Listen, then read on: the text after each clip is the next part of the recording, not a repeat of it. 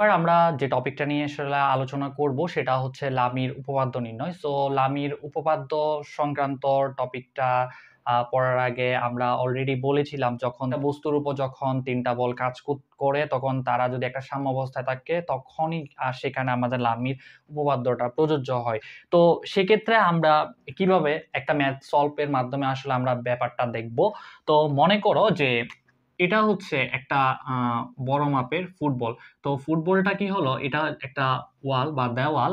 তো দেওয়ালের এক বিন্দুতে ফুটবলটা মনে করো টান টান অবস্থায় ঝুলন্ত আছে। তো আমি এখানে একটা টান, অর্থাৎ এটা টানটা সবসময় কাজ করবে হচ্ছে এ বরাবর। তো এখানে একটা টান বল কাজ করতেছে এবং আমরা জানি যে নর্মালি ফুটবলটার একটা ওজন আছে। সো ফুটবলটার ওজনটা হচ্ছে সবসময় নিচের দিকে ক্রিয়া করবে এবং ডব্লিউটা সবসময় নিচের দিকে ক্রিয়া করবে। তারপর ফুটবলটা যদি আমি হিসাব করি যে কেন্দ্র থেকে একটা রেডিয়াস আছে বা এটার রেডিয়াসটা হচ্ছে স্মল আর। এখন আমি যদি হিসাব করি যে আমার সুতার দৈর্ঘ্য হচ্ছে স্মল এল, এবং আমি হিসাব করে যদি দেখি এটা কেন্দ্র থেকে এতটুকু পর্যন্ত একটু বর্ধিত করি, এটা কেন্দ্র থেকে তার ডিস্টেন্সটা হচ্ছে, অর্থাৎ পৃষ্ঠ পর্যন্ত ডিস্টেন্সটা হচ্ছে আর। তার মানে আমার এই অংশটা জুড়ে, অর্থাৎ পুরো অংশটা যদি আমি খেয়াল করি, এটা হচ্ছে এল প্লাস আর। এখন আমরা এখানে একটা বিষয় নিয়ে আসলে আলোচনা করা আমাদের দরকার। সেটা হচ্ছে, দেখো একটা ফুটবলের উপর আমাদের কয়টা বল কাজ করতেছে। নর্মালি আমি যদি এখানে দেখি তাহলে আমার এখানে একটা টান বল কাজ করতেছে। টান বলটা কিন্তু সবসময় উপরের দিকে কাজ করবে।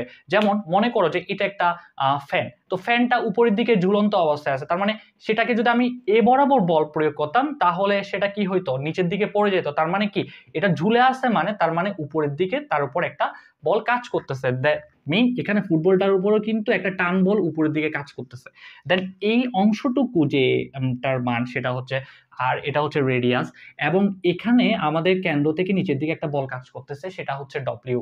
তাহলে এখন আমরা আরেকটা বল নিয়ে এখানে আসলে আলোচনা করব, সেটা হচ্ছে লম্ব প্রতিক্রিয়া বল। তো লম্ব প্রতিক্রিয়া বল সব সময় কিন্তু, অর্থাৎ লম্ব বরাবর কাজ করে। আচ্ছা, এখন আসি আমরা লম্ব প্রতিক্রিয়া বলটা কি। লম্ব প্রতিক্রিয়ার বলটা হচ্ছে একটা তল বরাবর কোন একটা বস্তু যে ফোর্সটা দেয়, সে ফোর্সের বিপরীতে যে বলটা আসলে অ্যাপ্লাইড হয় ওইটা হচ্ছে লম্ব প্রতিক্রিয়া বল। যেমন মনে করো এটা একটা যদি আনত তল হয়, এই আনত তল বেয়ে একটা বলকে আমি গড়িয়ে দিলাম। তো বলটা যখন আমি গড়িয়ে দিব, তো বলটার প্রতি সময়ে আমি যদি এখানে খেয়াল করি যে আমাদের প্রত্যেকটা সময়ে ফুটবলটা যখন অর্থাৎ আনত তল গিয়ে পড়ে, তখন তার প্রতিক্রিয়া বলটা সবসময় কোন দিকে, তার উপর ফুটবল কোন দিকে বল ক্রিয়া করতেছে, ফুটবল কি এদিকে বল ক্রিয়া করতেছে, এদিকে বল ক্রিয়া করতেছে, নাকি এ বরাবর বল ক্রিয়া করতেছে। অবভিয়াসলি ফুটবলটা বল দিচ্ছে হচ্ছে এ বরাবর। তার মানে এই যে তল বরাবর সে বলটা অ্যাপ্লাইড করছে, তার মানে তার লম্ব বরাবর অর্থাৎ তার বিপরীত দিকে যে বলটা অ্যাপ্লিকেশন হবে সেটাই হচ্ছে তোমার লম্ব প্রতিক্রিয়া বল। তার মানে আমি এখানে বুঝতেছি যে আমার লম্ব প্রতিক্রিয়া বলটা হচ্ছে এ বরাবর।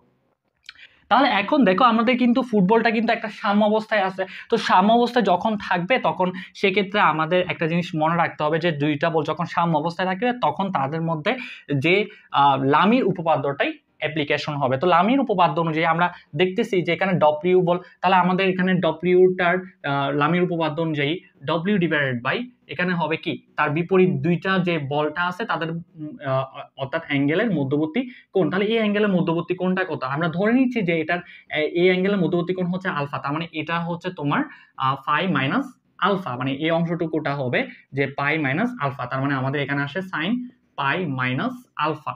এরপর আমরা যদি হিসাব করি যে টান বল অর্থাৎ টি এর মধ্যবর্তী অ্যাঙ্গেল, তার মানে এই মধ্যবর্তী অ্যাঙ্গেলটা হচ্ছে 90 ডিগ্রি। তার মানে T equals divide by sine pi by 2 equals to, আবার একইভাবে আমরা এখানে আরেকটা জিনিস সেটা হচ্ছে কি, আমরা এই অংশটুকুর মানটাও একটু বের করে ফেলি। তো এই অংশটুকুর মানটা আমরা কিভাবে বের করব, এটা দেখতেছো অর্থাৎ এটা একটা সমকোণী ত্রিভুজ, সমকোণী ত্রিভুজের এটা হচ্ছে অতিভুজ, এটা হচ্ছে তোমার ভূমি, আর এটা হচ্ছে তোমার লম্ব। তার মানে আমাদের লম্ব সমান হচ্ছে, আমরা যদি হিসাব করতে যাই এখানে আমাদের এটার মানটা কিরকম হইতে পারে। তো ধরে নিচ্ছি যে এটার মানটা আমরা বের করে ফেলি, সেটা হচ্ছে √, এটা যদি এল প্লাস আর হয় অর্থাৎ এল প্লাস আর হোল স্কয়ার, আর এখানে আমাদের মাইনাস আর স্কয়ার। তো আমরা এখানে ক্যালকুলেশন করব, ক্যালকুলেশন করলে এল স্কয়ার প্লাস টোয়াইস এল আর প্লাস আর স্কয়ার মাইনাস আর স্কয়ার, তাহলে এখানে আসে কি √, এল স্কয়ার প্লাস 2LR। তার মানে এটার এই অংশটুকুর মানটা আসে হচ্ছে তোমার এল স্কয়ার প্লাস টোয়াইস এল আর √।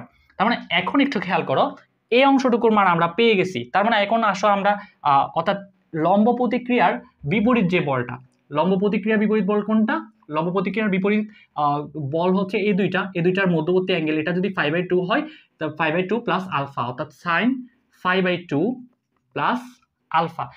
তার মানে এখান থেকে আমরা কি বের করতে পারতেছি? এখান থেকে বের করতে পারছি W divide by sine 180 minus T, তার মানে sine alpha equals to T divide by 1 equals to R divide by sine 90 plus theta. তাহলে তার মানে আমাদের এখানে সাইন 90 প্লাস থিটা আসবে কি তোমার কস আলফা।